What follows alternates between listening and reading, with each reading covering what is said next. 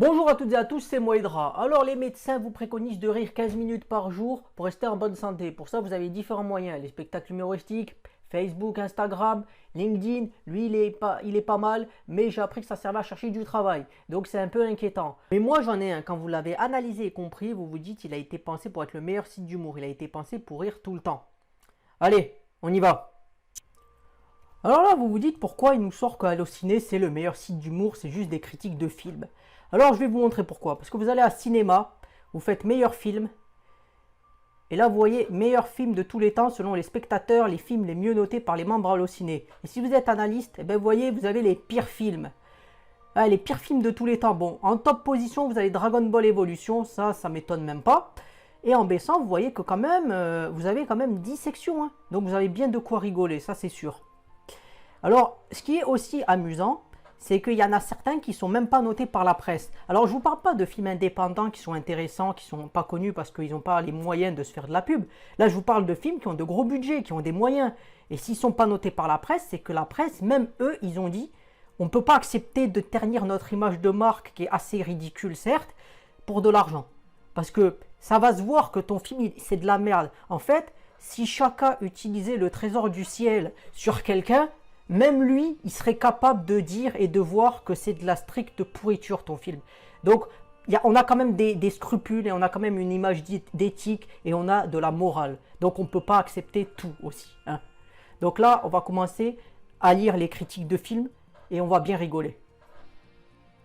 Alors déjà, on va commencer par la presse et on va lire un peu. Je vais essayer de ne pas rigoler pendant que je lis, mais je crois que ça va être impossible. La lucidité du film dépasse à tous les niveaux ce que nous avons essayé de prévoir à travers les hallucinantes bandes annonces diffusées par le net, sur le net. Alors critique, alors on va voir. La fin du monde est proche. Dans Dragon Ball Evolution, bien évidemment, mais dans la réalité aussi, un monde dans lequel le chômeur en crise risque de bientôt se voir rejoindre par James Wong, un réalisateur qui risque de subir un tel courroux des fans qui ne pourra plus jamais tourner quoi que ce soit. Un monde dans lequel les ados aux cheveux englués de gel, les moins futés, demeurent la pierre angulaire culturelle qui érige les arts et sert donc d'inspiration au Sangoku de ce film.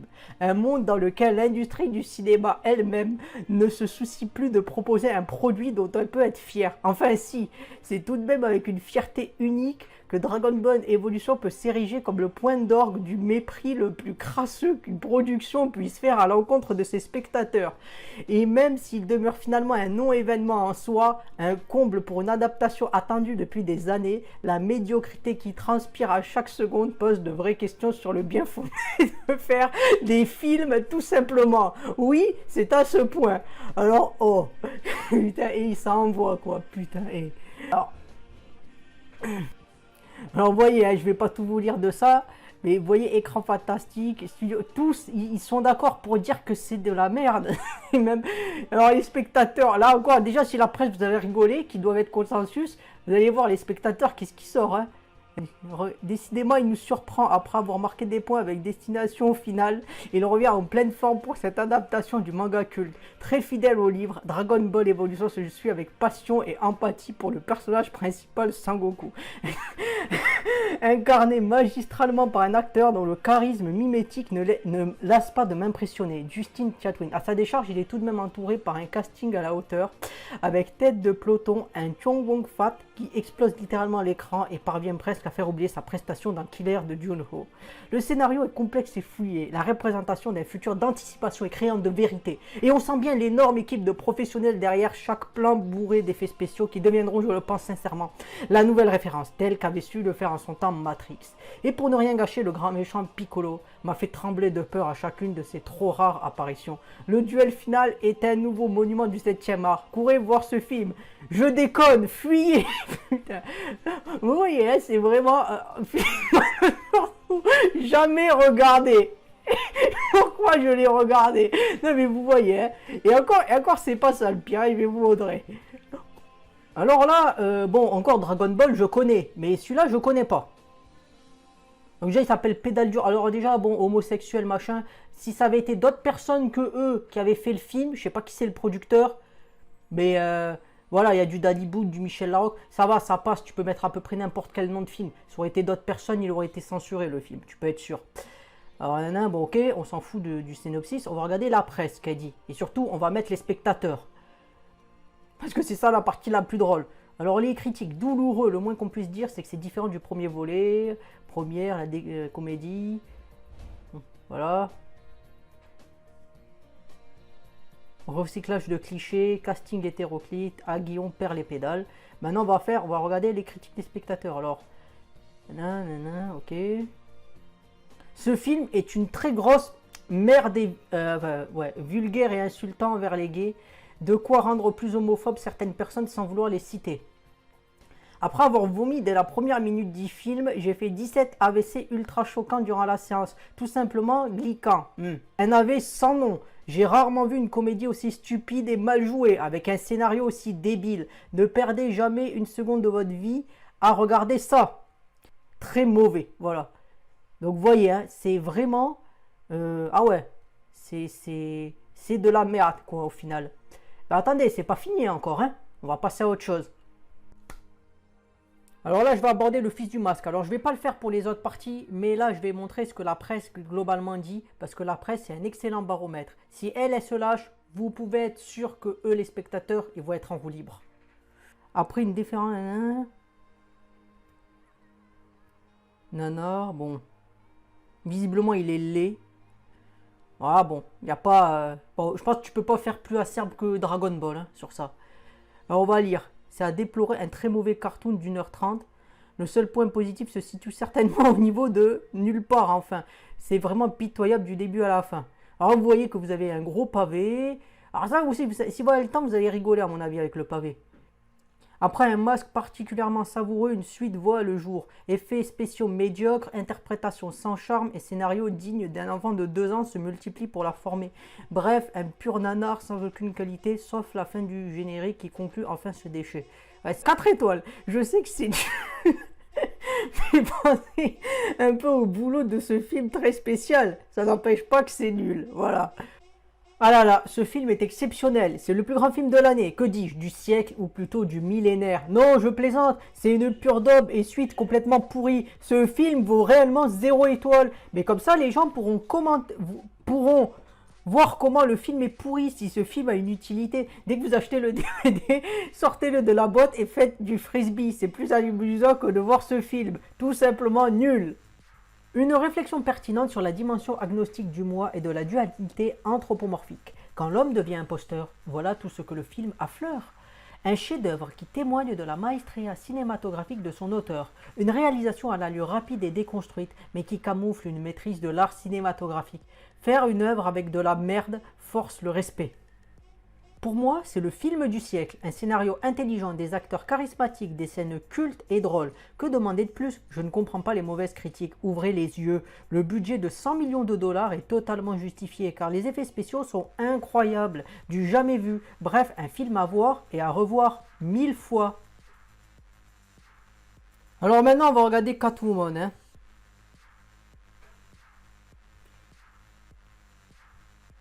Alors, spectateur.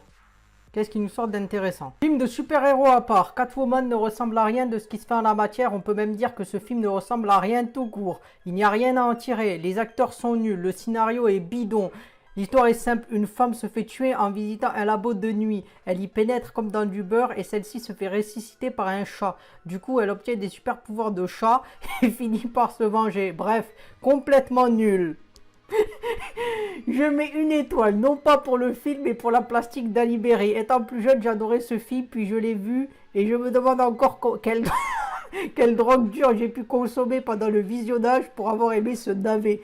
Ce film est une comédie digne des vaudevilles d'antan, voire 2 belles créatures, dans des costumes mettant en valeur leur corps parfait et refait. Ce n'est pas ce qu'on attendait de Catwoman. Faut dire que là, elle est même plus forte que la bande à Néo. Elle défie les lois de l'apesanteur, se transforme en jeu vidéo dès que le réalisateur veut donner du sensationnel.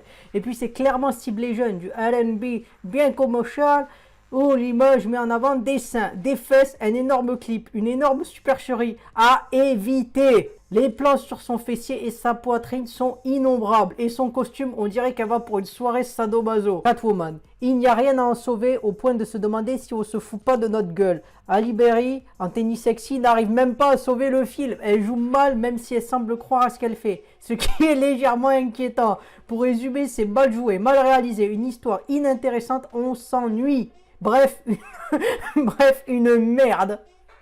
J'adore ce film, surtout Sharon Stone. Mais Catwoman est moche et son fouet grandit de 4 mètres à chaque fois qu'elle l'utilise. Alors là, je vais lire les commentaires des Dalton. Hein. Je vous rassure, je n'ai pas été de mon plein gré. J'ai été tiré par une horde d'amis. Et j'aurais dû résister. C'est nul, on s'ennuie. Le pire, c'est que c'est pas drôle.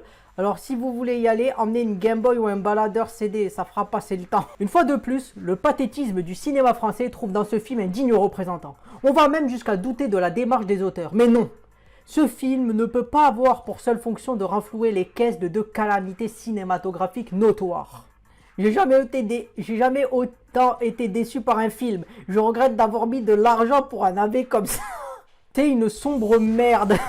Peut-être qu'Eric et Ramsey avaient trop d'impôts à payer. C'est aussi drôle qu'un enterrement, à boycotter d'urgence. Pourquoi nous infliger ça? Encore tout dégoûté d'avoir payé 8 € pour voir cette merde. Ceux qui ont mis 4 étoiles, franchement, allez vous cacher. Je suis gentil et je mets 4 étoiles, même si ce film ne m'a fait rire que 5 ou 6 fois. En même temps, quand tu vois le pseudo de celui qui a fait le commentaire, je crois que tu as absolument tout compris. Tu t'attendais à quoi d'autre de ce genre de pétasse sérieux? Alors là, je vais vous parler du film Death Note. Moi, j'aime bien le manga à la base. Bon, ceux qui connaissent la deuxième partie, je l'aime moins, mais bon, le manga est assez intéressant. Et là, on va lire justement. Alors déjà, vous avez une critique, mais pour la presse, vous ne pouvez pas la lire. On vous interdit, c'est censuré. Même eux, peut-être, ils ont honte de ce qu'ils ont écrit, en fait. Alors là, vous avez les spectateurs. Bon, comme d'habitude. Mais si vous avez été attentif, vous remarquez que vous pouvez... Alors là, vraiment, si c'est pas pour faire de l'humour, je ne sais pas ce que c'est. Vous avez la répartition avec les étoiles. Alors, en regardant comme ça, vous lisez... Voilà, dans le monde des adaptations, il y a deux écoles, celles qui le font dans le plus grand respect, telles Ghost in the Shell, et celles qui n'ont rien compris à l'œuvre originale et qui ont décidé de piocher des idées sans trop savoir quoi en faire. On vous laisse imaginer de quel côté se situe Death Note. Il suffit de voir Light Kira mal joué par un Nat Wolf anti-charismatique dont la capacité de réflexion ne dépasse pas celle du bulot, hormis un coup d'éclat, et qui se balade avec le mot coupable inscrit sur le front. On est loin du génie machiavélique. Alors les personnages sont tous ratés. Étant une grande fan du manga, j'avais un infime espoir de visionner un film à peu près correct. Je ne sais pas pourquoi j'y ai cru, c'est une véritable honte. J'ai déjà ri de l'absurdité de la chose.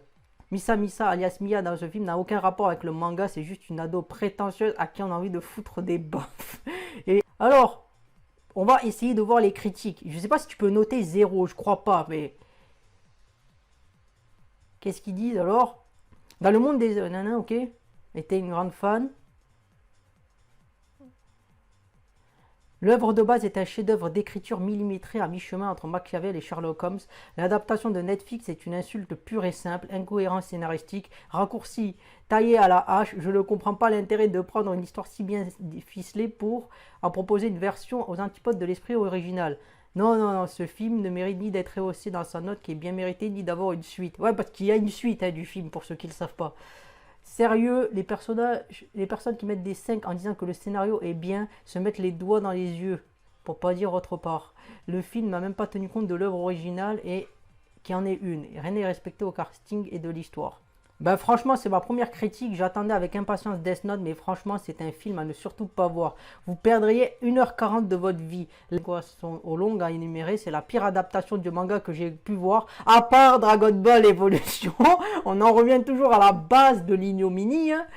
La seule chose que je comprends pas, c'est comment des personnes qui disent aimer l'animé ont mis 5 à se naver sans nom. S'il vous plaît, Netflix, quand vous faites une adaptation, regardez l'animé. Ne lisez pas juste Death Note pour les nuls. Alors maintenant, on va juste finir en mettant le 5. Voilà, on va voir les 5, ce qui est donné. Voilà. La manga, la version animée, les films originaux sont des chefs-d'œuvre. Il est bien évident que cette version libre américaine est loin d'atteindre de tels niveaux. Au vu des critiques assassines, on peut constater qu'il ne faut surtout pas toucher à l'œuvre culte. Pour autant, j'ai su prendre suffisamment de recul pour vraiment apprécier ce film. J'ai apprécié l'ambiance, la bande-son, le fun et le côté gore. Ce Death Note est à mon sens un vrai bon divertissement qui aurait mérité peut-être un peu plus de développement, sous forme d'une série par exemple. Donc Death Note est vraiment ce naufrage tel qu'il est hurlé par les nombreux fans en colère. Je ne trouve absolument pas. Donc prenez ce film de façon isolée et régalez-vous. Les Kiku vont démonter ce film, mais je peux vous assurer que c'est la meilleure adaptation live du manga original. Un grand bravo pour ce film de très bonne qualité, que les Japonais en prennent de la graine, et au passage, la bande-son est géniale. Franchement, j'ai trouvé intéressant ce film, tout n'y est pas, mais résumé en 1h30, Death Note ne semble pas aisé. J'espère une suite car ce film est bon, manque juste un développement plus profond pour atteindre la dignité du manga. Un bon travail sur le jeu des acteurs, les costumes et les effets spéciaux. 4 étoiles pour ce film. Évidemment, ce n'est pas un chef-d'œuvre, mais le film est plus que correct et ne mérite pas, à mon sens, un tel acharnement. C'est pourquoi je lui mets 5 étoiles afin de compenser les Kiku rageux qui l'ont injustement mis 0 étoile. Death Note est tout simplement mon œuvre préférée. J'ai revu l'anime entièrement 4 ou 5 fois et il est vrai que ce film peut choquer les fans tels que moi du fait des libertés prises et de nombreux écarts à l'œuvre originale. Moi-même, j'ai sacrément ragé après avoir fini le film la première fois, puis après l'avoir vu une seconde fois et 400 000 fois dans la même journée, avec plus de détachement, j'ai passé un bon moment. Bref, certainement la meilleure adaptation de manga en film. J'espère que mon commentaire aidera certains à se tempérer. J'ai adoré le film, surtout bonne reprise du manga, oh my god, c'est l'une des meilleures adaptations d'un manga tel que Dragon Ball. Tu sais que ça va être, tu sais qu'il va se foutre de la gueule des gens, ça y est. Qui était vraiment réellement génial, mais pour revenir, Death Note est vraiment génial. Je n'ai pas vu le manga avant car je pensais qu'il allait être plus nul. Le manga lui-même, franchement, il devrait non, je rigole, c'est bien. Bien et de la pure daube. C'est juste qu'en fait ce Death Note est basé sur le manga, mais c'est tout autre que le manga en termes de scénario. Franchement, il ne m'a pas plu. Et de toute façon, c'est pas mon commentaire de 5 étoiles qui va augmenter la note du film à 2. Donc, lol, je déconseille. Du coup, c'est la fin de la vidéo. Si vous l'avez aimé, partagez-la, commentez-la, likez-la et abonnez-vous. Ça aide à faire grandir la chaîne, ça ne vous demande pas beaucoup de temps, ça m'aide à faire contribuer mon travail et ça m'aide à proposer aussi du contenu qui peut en aider, à en amuser et en inspirer d'autres. L'objectif, c'est toujours de faire ce qu'on aime parce que c'est comme ça qu'on peut assumer de partager avec les autres. Donc je vous dis salut et à plus pour la prochaine vidéo. C'était Moedra.